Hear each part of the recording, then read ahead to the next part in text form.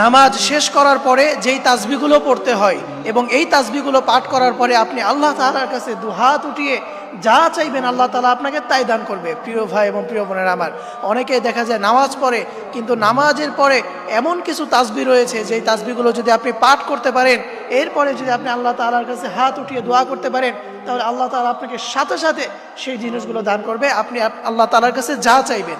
প্রিয় ভাই প্রিয় বোনেরা আমার, তার মধ্যে 1 নাম্বার, নামাজে সালাম ফিরে আপনি সর্বপ্রথম আল্লাহু আকবার একবার পড়বেন, এরপরে 3 বার আস্তাগফিরুল্লাহ আস্তাগফিরুল্লাহ আস্তাগফিরুল্লাহ এভাবে 3 বার পড়বেন। এরপরে আপনি একবার পড়বেন আল্লাহুম্মা আনতাস সালাম ওয়া মিনকাস সালাম তাবারাকতা রব্বানা ওয়া তাআলাইকা ইয়া যাল জালালি ওয়াল ইকরাম। এরপরে আরো বলতে হয় আল্লাহুম্মা আইন্নি আলা যিকরিকা ওয়া শুকরিকা ওয়া হুসনি ইবাদাতিক। এই 4টা তাসবিহ, একবার আল্লাহু আকবার, 3 বার আস্তাগফিরুল্লাহ এবং একবার আল্লাহুম্মা আনতাস সালাম ওয়া মিনকাস সালাম তাবারাকতা রব্বানা ওয়া তাআলাইকা ইয়া যাল জালালি ওয়াল ইকরাম। এরপরে আল্লাহুম্মা আইন্নি আলা যিকরিকা ওয়া শুকরিকা ওয়া হুসনি ইবাদাতিক। এই 4টি তাসবিহ যদি আপনি নামাজের পরে, যে কোনো নামাজের পরে আপনি যদি পাঠ করে আপনি যদি আল্লাহ তাআলার কাছে দুহাত উঠিয়ে চাইতে পারেন, আল্লাহ তাআলা আপনাকে সাথে সাথে সেই চাওয়াগুলো দান করে দিবে। প্রিয় ভাই প্রিয় বোনেরা আমার, তবে অবশ্যই 5 ওয়াক্ত নামাজ আপনাকে মাস্ট বি পড়তেই হবে। অনেকে আছে আল্লাহ তাআলার কাছে দোয়া করে, আল্লাহ তাআলার কাছে চায়, কিন্তু দেখা যায় যে আল্লাহ তাআলা তাকে দেয় না, এবং এই ব্যাপারে জিজ্ঞেস করে, হুজুর এত দোয়া করি, এত চাই, এরপর আল্লাহ তাআলা আমাকে দেয় না। অথচ তাকে যদি জিজ্ঞেস করা তুমি নামাজ পড়ো, দেখা যাবে সে নামাজ পড়ে না। আরে ভাই, নামাজ না পড়লে আপনার আমলটাই তো গ্রহণযোগ্য হবে না। এই জন্য সর্বপ্রথম 5 ওয়াক্ত নামাজ আপনাকে মাস্ট বি পড়তে হবে, এবং এই তাসবিহগুলো তো নামাজের পরেই পড়তে হবে। এই জন্য 5 ওয়াক্ত নামাজ পড়তে হবে। এরপরে আপনি যে কোনো নামাজের পরে এই তাসবিহগুলো আপনি পাঠ করে আল্লাহ তাআলার কাছে হাত উঠিয়ে দোয়া করবেন।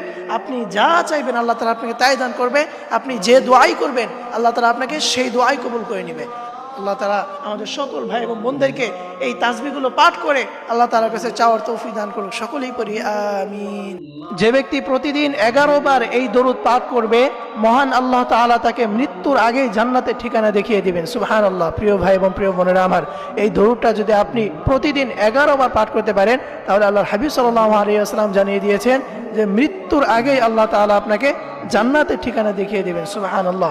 প্রিয় ভাই প্রিয় বোনেরা আমার, দরুদটি খুবই ছোট্ট একটি দরুদ। আপনি প্রতিদিন এই দরুদটি হাতে গুনে গুনে 11 বার পাঠ করবেন। সেই দরুদটি হচ্ছে সাল্লাল্লাহু আলা সাইয়্যিদিনা মুহাম্মদ, সাল্লাল্লাহু আলা সাইয়্যিদিনা মুহাম্মদ।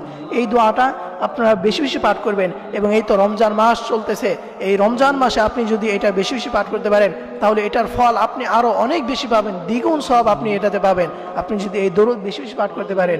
এই জন্য প্রিয় ভাই প্রিয় বোনেরা আমার, সারাদিন রোজা রাখা অবস্থায় আপনি যদি এই দরুদটা বেশি বেশি পাঠ করতে পারেন, তাহলে আল্লাহ তাআলা আপনাকে মৃত্যুর আগে জান্নাতের ঠিকানা দেখিয়ে দিবেন। সুবহানাল্লাহ।